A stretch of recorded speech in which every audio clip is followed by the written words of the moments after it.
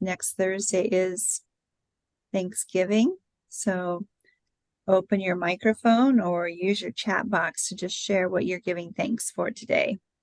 And tell us where you're joining us from, too.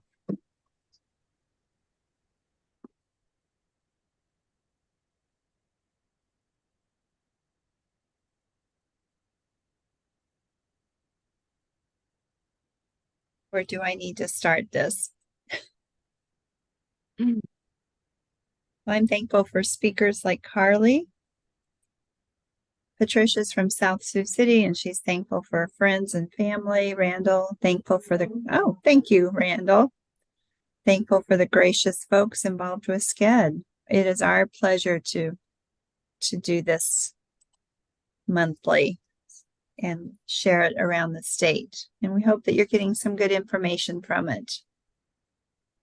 Sharon joined us and we saw her briefly from her car. Okay, I missed that. So yeah, she turned her screen off now. She's there. Okay.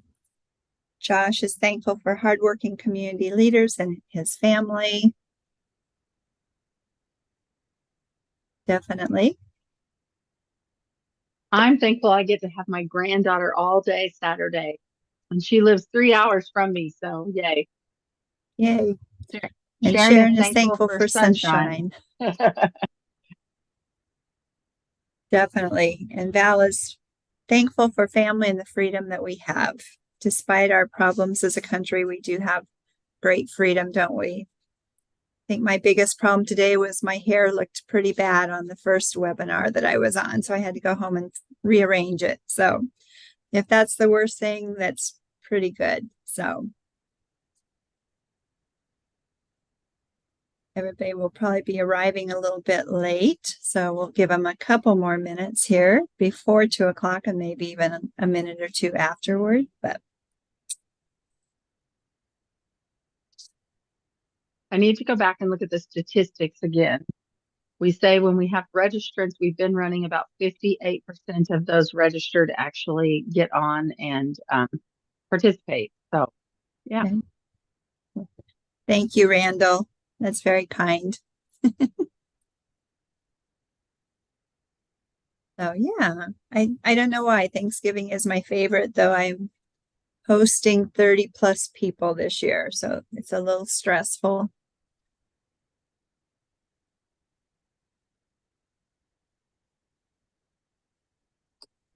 Lori, are you crazy? I am. At least it's at a neutral site, and I have good help. My daughter's mother-in-law. We're combining our families and adding a few, and yeah, so everybody's sharing a little bit of the work. So, but I'm still That's a nice. little It always nervous. makes it fun. Makes it fun to have a variety of people. Man, I'm just not up for it this year. Yeah, with for those of you who don't know, my daughter and son-in-law and family are moving to Argentina for a couple months, and so it's kind of our way of telling them goodbye as combined families. And it's also my daughter's birthday, and she didn't want to host us, so we're all convening together and adding a few people just because. So yeah, it'll be a good day. So Jean, thanks for joining us, and she's thankful for all the people in her community who are willing to give up their time to help improve the community. If I am missing somebody, please give me a nudge, or because I do want to just share all the things. Carly says that she is thankful that no matter where she is in Nebraska, she gets to continue to work with us. So that's fun. We enjoy seeing you ever so often too, Carly. Yeah, for sure. So, well, we will give people a little bit more time, just another minute, and then I think we'll get started because I know everybody's time is valuable, and I know Carly is running from one thing to another today. So one more minute and then we will roll. How does that sound?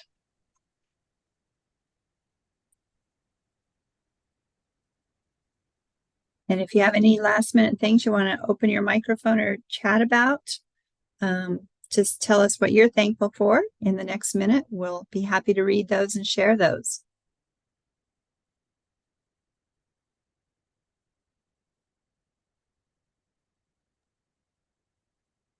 And seeing and hearing nothing, I think we will get started. How does that sound? So thank you and welcome to the November 2023 HomeNE webinar.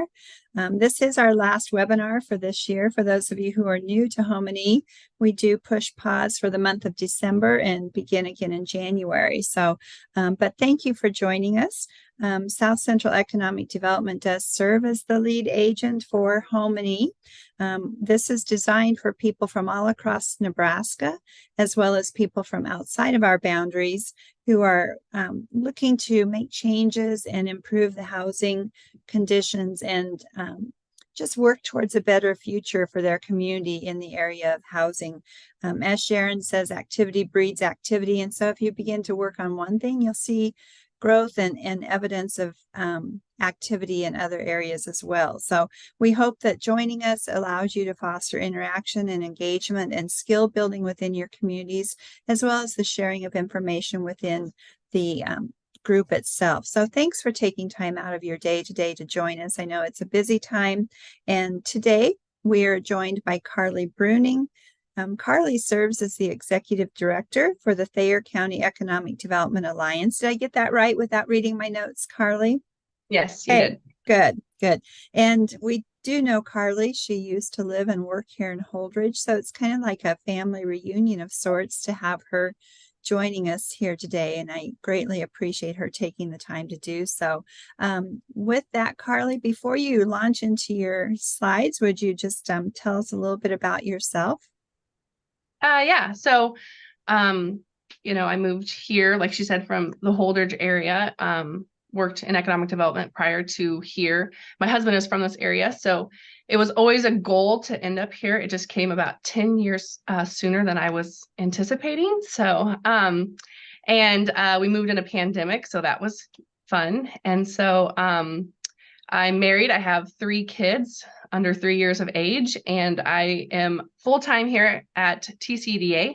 And then prior to my arrival, they were just a part-time executive director. So in 3 years, we've gone from a part-time to a full-time, plus I have a part-time employee. So we're making things happen here. So good. Well, we're looking forward to hearing what's all going on in Thayer County. So yeah, perfect. So for those of you who do not know, Thayer County, we are right on the Kansas state line.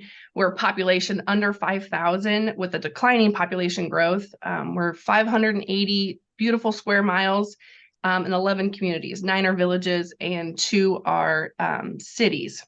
So with that, if you're thinking we're too rural, we're too small, how do we make housing happen? Well, I'm going to tell you how to make that happen now. So you can go ahead and go to the next slide. So in 2020, pandemic happened, moved this direction, took the new job here for TCDA. And when I moved the day after, found out that I was pregnant and expecting twins, and I was homeless. And so they were going to allow me to call this pregnant and homeless. And so I felt all of the feels moving to a new place, not knowing, needing 2 spots for childcare, looking for houses. And so it was a difficult move. And I know that everybody has these stories in their community. So when I arrived, they were already in the process of a housing study. So we spent 2021 just really marketing our housing study. How do we make it applicable? How do we create a housing initiative? And so we met with communities, we met with commissioners, we had all sorts of conversations. So our organization is membership based. We do not oversee any LB 840, any sales tax, no other monies that rejuvenate come into our organization other than memberships.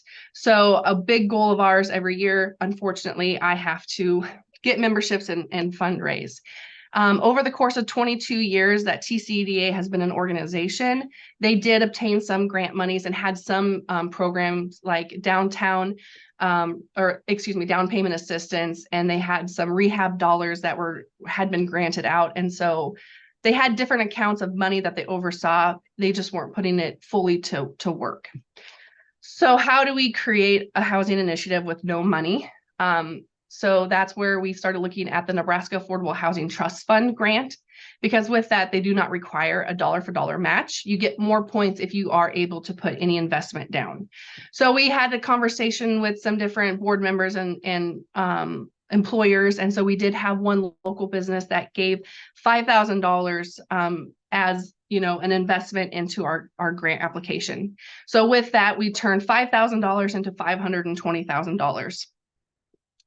We didn't know where we were going to exactly build these 2 homes that we applied for, but we knew that we had communities that wanted housing. So once in August, we found out that we won the award, we put out a request for proposal. So our communities then turned in their proposals for us to build on their lots. With these lots, 6 of them got turned in, 4 of them were in great locations. So we picked 2 for our grant. And in conversations with our commissioners and really wanting to, go into a partnership, we had asked them if they would be able to do some investment into housing. So they voted on it in 2022. We're in a little bit of a snafu with some interpretations, and that's what happens when your county officials and attorneys change. When there's changing of the guard, there's changing of interpretations. So we're utilizing state statute 13315, where it states that county, the county boards can invest money into local chamber of commerce and local organizations for development like us. And they can do, if any of you are not familiar with it, they can, of your total valuation, they can do 0.4%. And so right now we're just working on a memorandum of understanding. That was, since they voted to invest the money in housing through our organization, an MOU was needed. And so we don't have quite clarity on the route we're already building, but there it is where it's at. So once we put out the request for proposals, got the lots, they got reviewed and approved, then off to the races we were with the bid process. So we did an open bid process for contractors. And this in front of you right now, you can see the plan that we're doing. So we are currently under construction with 3 homes like this, with the 4th one to come after we build and sell the first 3. With this, sorry, no, go ahead.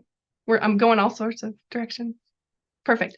So this, we work with, so we're in SIND, the Southeast Nebraska Development District. So we're in partnership with them to oversee management of construction and of our grant administration. And so in talking with them, they were already building some homes like this in another community and county, and we're having great success. So what they did is they stretched the interior, so the living spaces, the living room, the kitchen, the dining room. So we are looking at just under 1,500 square feet on the main floor. It will be, 2 bath, 3 bed, open concept, pantry and laundry on the main floor. It will be a 2-car garage. And with this, we have the ability to put the garage either on the right or the left side. All of these, you can go to the next slide. Sorry, Sherry. And there's the link to our website where you can find some of these layouts and plans if you're interested in looking at them. So this is the floor plan where they stretched it, like I said, in the center. Master bedroom, walk-in closet, pantry, open concept kitchen, and then stairs to the basement. It will be a full basement. However, it's determined unfinished. So it'll be up to the buyer whether they want to. The basement plan does show where you could put bedroom 4 and bedroom 5 and a living space. So these are what are being constructed. And then you can go to the next slide. So here are the lots that we went and we purchased. So the first one down in the left corner, the Deschler Grant House. That lot was, a couple of different owners owned pieces of lots. They came together and combined it to give us one large lot to build on the corner in a nice neighborhood.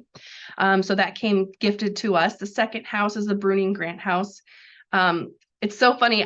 That picture is just a couple of days ago, and the contractor just sent me a picture, and it is fully enclosed with windows, gutters, a roof, and siding. So it looks relatively close to the Deschler house. So we're making great strides in our building. But the Bruning Grant House, that lot had a house on it. The city obtained the lot, cleaned it up, and then put it up for auction. prior to me moving here, had conversations with the community of Bruning on how they can create their own solutions for housing and other activities that they would like to do. Being under 300 people in population, they had some major employers and headquarters, and they decided to start an investment club.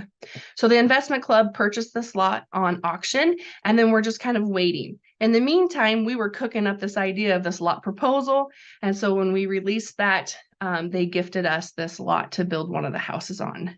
And then the Davenport was owned by family members of the people who lived right next door. It was in one of the newest neighborhoods. The most current house in Davenport was built over a decade ago across the street from where we're building. And so this one did come to us at a little bit of a cost, but it is on a corner, beautiful lot, and it will look very similar to the other houses on that block. The top picture is the vacant lot also in Deschler that we purchased from another family member. Used to have a house on it. You see that there's still a structure on it. That will be the fourth house that once we have some monies freed up and we sell these other houses, we can go into construction. We'll more than likely do a bid process. We haven't really discussed how, when, or where, we'll move forward with that fourth lot, but it is intended within the next 2 years to see some action on it. I apologize. I was going to say something and I forgot. So with these different lots with the grant, if I were to do anything different, I would have, while we applied for the grant and we were waiting for the notice of award, if you want to put a proposal out there for your communities, I wish I would have done it during that lag time. So I would have had the lots ready to go when they announced whether or not we got it. So then we could have went into acquisition right away and we wouldn't have had the months that lag time put into it. So that was one thing that I wish we would have done better. Now, utilizing the Nebraska Affordable Housing Trust Fund isn't always a perfect fit. It does put income qualifications on the buyer, of course, the purchase price, max cap on it. And so building the two non-grant houses, we're keeping the same floor plan to keep the same sales price, but we will be removing the income qualifications on those just to open up the buyers. And especially in these smaller communities, you never know who wants to move there. And so we have to be ready for that. So Deschler will have one grant house and one non-grant house ultimately within the next couple of years. You can go to the next slide. Oh, I'm already to the end. Man, I talked fast. So one of the other things that we also had been working on is childcare, of course. So we started the conversation, grabbed some data. We noticed that our gap numbers were way over 140. And so in conversations, there was a care home here in Hebron that was vacant and sitting empty. So we did some tours, we had some discussions, and we had a private investor purchase that property, turned half of it into 1, 2, and 3-bedroom apartments. And then he didn't know what to do with the other half. So sitting in the coffee shop, I was having conversations with the owner there who has 5 kids and said, I really have a heart for opening up a childcare, not only for myself, but I struggle with finding employees that need to be here when we're open because of childcare. And so the new owner of this property happened to be sitting there asking her, what do you think would go in that other half? And off to the races we were in that conversation. And so it will be opening up in less than 30 days. And it is licensed for up to 100 children. She's going to open with about 40 to 50 and then start increasing as market need. Meanwhile, we are also talking in another community, Deschler, who has about 6 or 7 in-home, but no center. And they have about 3 or 4 of their in-home providers who want to retire. So in the conversations, they were able to purchase a new, they purchased an older multi-use, not warehouse, but it used to be like electrical and telephone company building. They'll be renovating that. They will be licensed, I believe, up to about 100 as well. And they too will start with about 40 to 50 and increase as needs come. And they hope to be open within by May of 2024. So with the childcare initiatives and the housing initiatives that we've done, we were able to capture over $500,000 in the grant housing, plus the commissioner investment, plus over $500,000 in childcare. So within months, Thayer County was able to capture over a million, $1.5 million in some grants for the initiatives that we were doing. And so that kind of, if we're going to attract families, we need to be ready for families. And so we also now are doing an all call for in-home providers to start their small businesses in their home to provide, because we now want to be a choice location to move to because we have choice childcare. So whether your family needs in-home or center, we want to have that availability. And so we're going to really market ourselves as we're building homes for families, and we have places for the parents to work and the children to learn. And so that was very, very important with how do we continue to grow our population. We, housing is such a need here that we have Ranke Manufacturing headquarters, and they purchased a motel and they flipped it. So they had apartments that their staff could live in. They buy houses. They've just built an 8-plex. Our hospitals now having to purchase property to rent to the pharmacist and to a doctor to move in here. And so I have these great leaders that are on my board. And so it was very important for us to also continue to be doing housing and along with them, so we could attract more people for all the jobs and not just only them creating the housing for their employees. So I think that's basically kind of all I got. Any questions? Yeah, we have a question in the chat box, and I have a couple questions for you, if you don't mind. So Rick asks, what is the occupancy in the apartments in the former care home, and have they started on the third wing yet? They have not started on the third wing yet. The second wing, I believe, is finished or really close to finished, and they already have half of those rented out. I believe there was going to be 18 units. So, I mean, without doing the math, I don't quite know the occupancy. There's 1 3-bedroom. I think there was 5 2-bedrooms, and the rest were 1-bedroom. So the third wing, I have not heard yet. And when I talked to the project manager about 2 weeks ago, there weren't any immediate plans to work on that. Now, that doesn't mean that that's, full truth, or if he wasn't aware yet, he was going to be moving to the third wing at that time. But so I don't know quite the occupancy, but. So talk a little bit more about the activity first of all, tell me the populations of Davenport and Deschler, and having new homes, what will that do for them? Man, you're asking me tough questions. I don't know their populations right off the top of my head. That's okay. An estimate is fine. No, you're fine. So Deschler technically has under 800 because they are a city, but they technically could be a village. And then Davenport, I want to say, is under about 300 as well. The other cool thing about Thayer County is that we do have 3 school districts. So even though we are so, we have under 5,000, we have 3 school districts. So we have Deschler Public, and then we have Thayer Central, and we have Bruning Davenport, and we also have a parochial school. So, it's very important for the success and the growth of your community is that you need a grocery store to feed your kids, you need childcare to house your kids, and you also need a school system to send them to. So childcare is a feeder system into our school districts. So we are home to 4 centers now in Thayer County. There was some home flippers. Yes. I jokingly told Carly when I approached her that I had been stalking her and the work she was doing in Thayer County. And what first got my interest was a family or a couple that had started flipping some homes. Can you talk about what they're up to? What have they done? Yes, And yeah. I see So, John put population in our thank you. chat box. Perfect. So, yeah. That's perfect.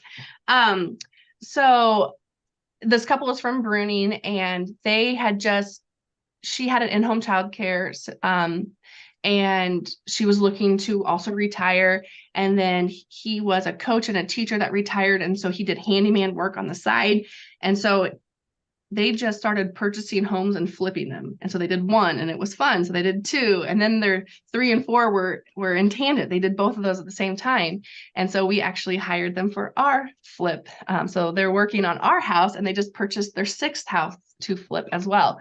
So they were just, residents that, can also work with the foundation there in Bruning to help obtain some of these, properties to get them back. So what they're working on is just updating the housing stock that is in the community. So it's very important to find those champions and then do what you can to help advocate for them, because we know there are challenges and surprise costs to that. So how can you be in partner with that?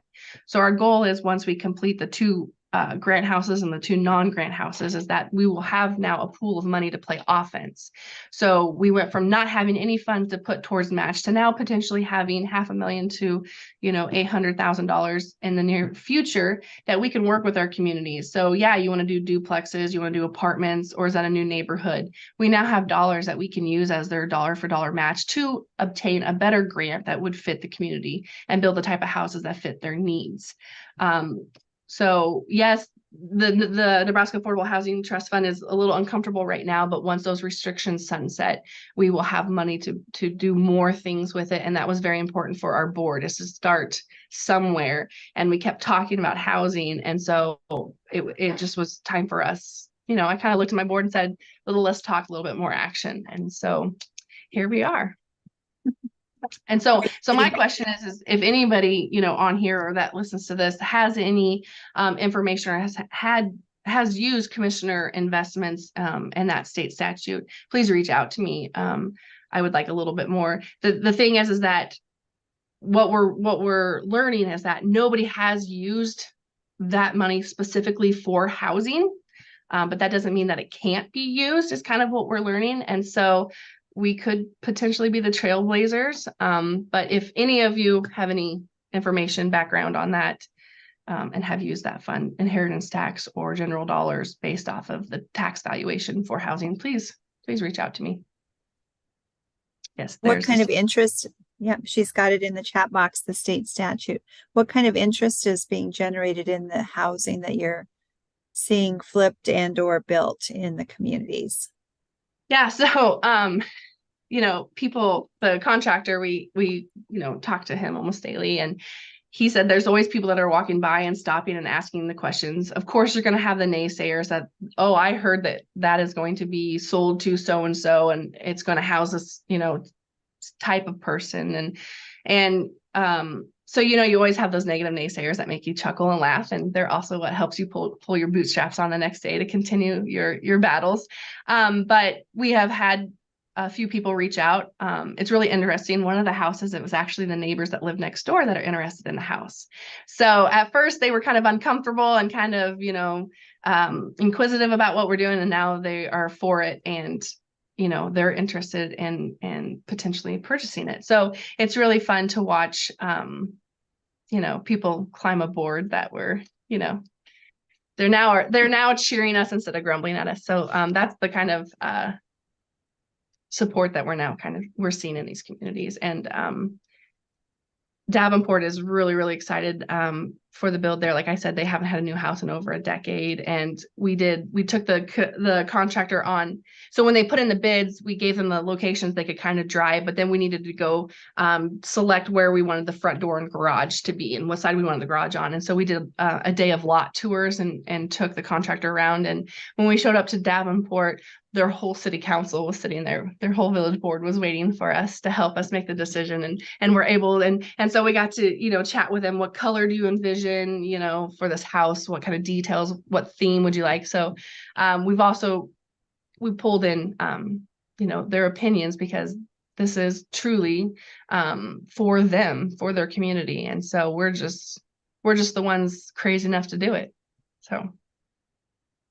Oh, how fun. So, what questions do others have for Carly? I don't want to monopolize her time.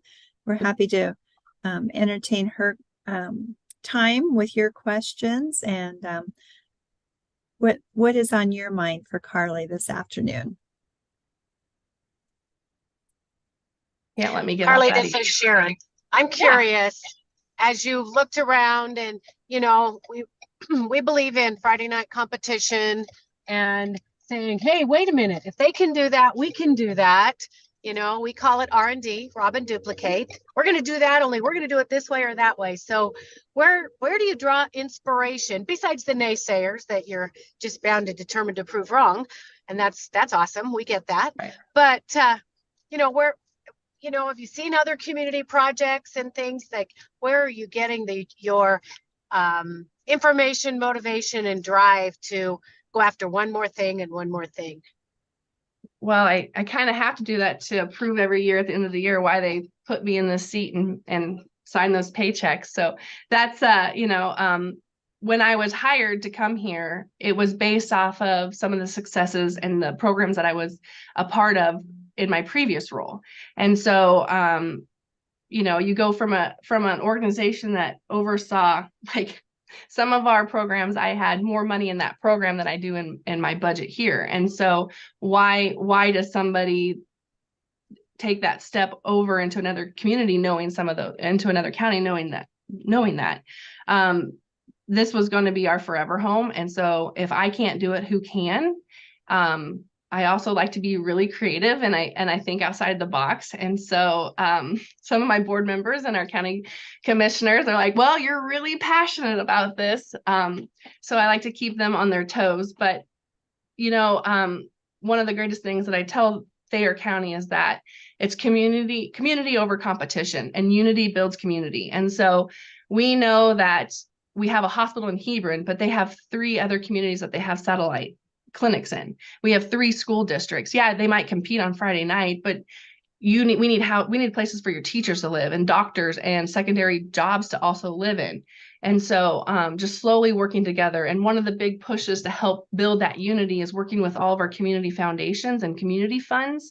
And so we are in the process right now of hosting our 2nd annual Big Give Thayer County. And so that was really a vehicle to drive that.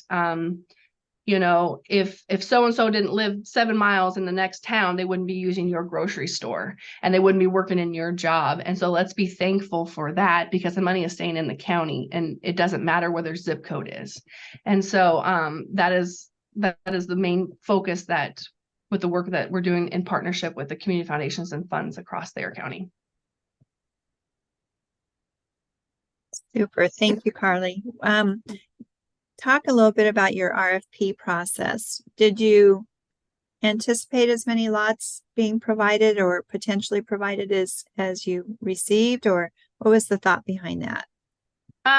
We had an idea of a couple of places. We were kind of shocked that one community wasn't able to submit, but we had a couple communities. One, the city didn't own, and they couldn't really find anybody that had a lot for us. There was a contractor already purchasing the lots and doing spec houses just like this in that community. So they thought, we don't really need competition. They're already kind of doing that.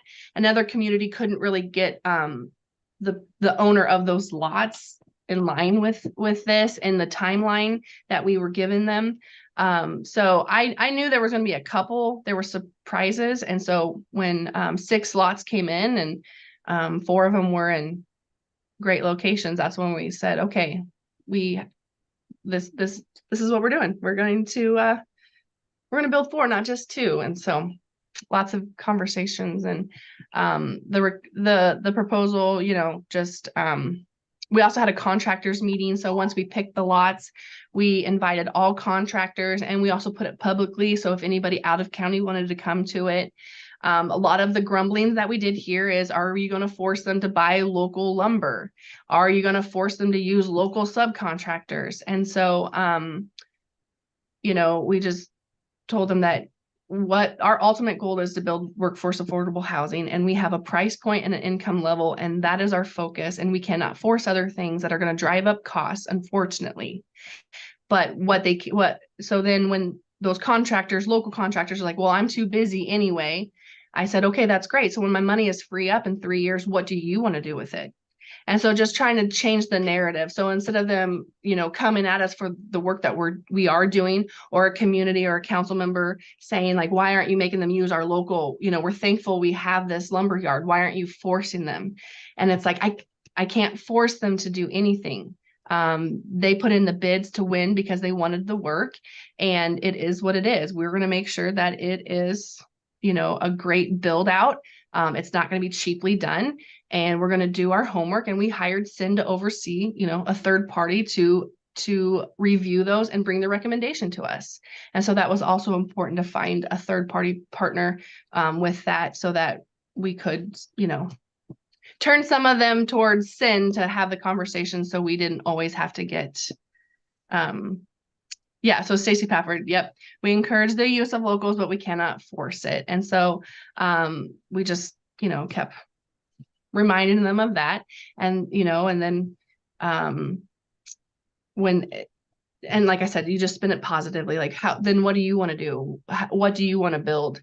What idea do you have us for next? We have the money, you have the talent. So what do you want to do? And so we've had some contractors say, well, I actually own a lot. Maybe a house would go on that. So you're always going to have people that are going to come down on you. You just have to be tough enough to take it. Well, and going back to activity breeds activity. And if you are showing them by these first builds that it can happen in these smaller communities, it provides a sense of comfort, maybe. Right. So Leanne has a question here.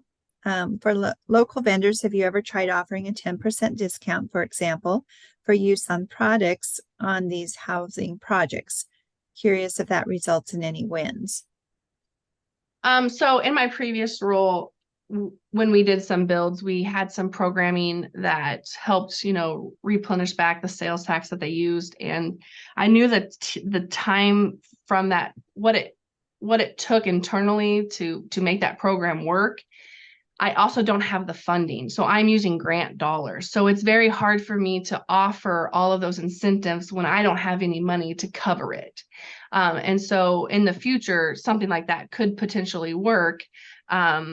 We just didn't, this kind of came fast. Like I said, I wish we would have done the request for lots prior to, and that way we could have had a longer conversation with the contractors and local people.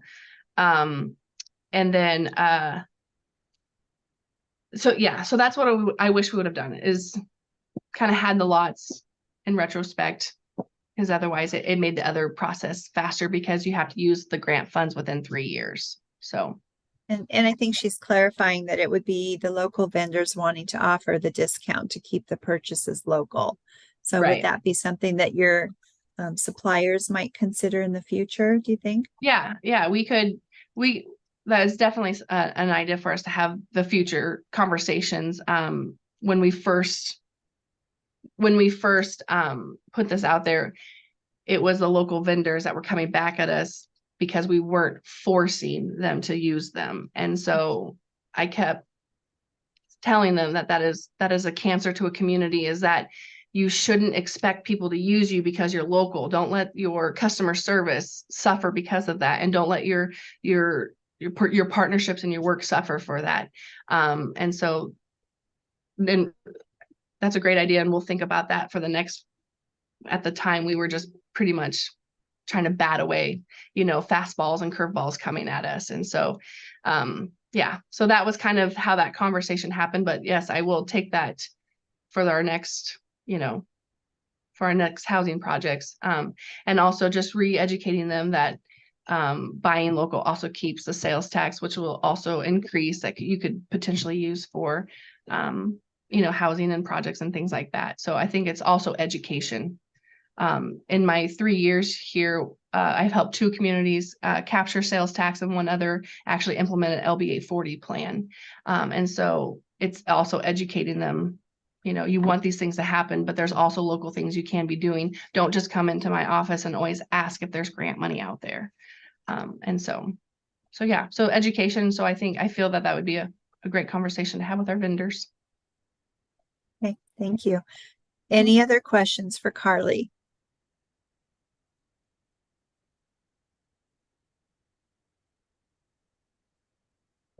Well, hearing or seeing none in the chat box, Carly, thank you for your time today. She has put her contact information on her last slide, as well as a picture of her adorable 3 kiddos. So you can see she is a full-time mom, and her heart and hands are full with those three adorable kids. So, but she is a teacher as well. So that's one thing about HomeNE. We learn from each other, and I greatly appreciate her sharing her time and her talents and her story with us today. If there are no other questions, we will go ahead and conclude, and just remind you that Carly's webinar, as well as our past webinars, can be found on our HomeNE.us website. That is a searchable feature website. So maybe you only remember Carly's name, or you think Thayer County. Just search for those types of things, and this webinar will pop up once we have it posted there. And then, as I mentioned at the beginning of today, we are always pushing pause in December, and the webinars will continue in January. So next webinar is January 18th of 2024, and that almost hurts to say that. So it's hard to believe that this year is already almost over. So, and then just wrapping up, we need your stories. We can't continue HomeNE without stories. They can be stories of success. They can be stories of lessons learned. Nobody is perfect, and valuable information can be shared through the struggles of one another. So if you have a story in your community, we want to hear it. If you know somebody who's tackling housing in their community, win or lose or lessons learned, we want to know that story as well. Is there a past webinar topic that maybe comes to mind for you that you'd like an update on? Let us know. And we will do the legwork. We'll reach out to the individuals. We just need to get some stories, and we'll do the rest. So with that, thank you again, Carly. So appreciate you and your time today. And Sharon and my contact information are there on the screen. If any of you want to reach out, give us feedback on our webinar series or stories, we would love to hear from you. So Carly, once again, thank you. Greatly appreciate it. And with that, if there are no other questions, have a great rest of your day, everybody, and happy Thanksgiving.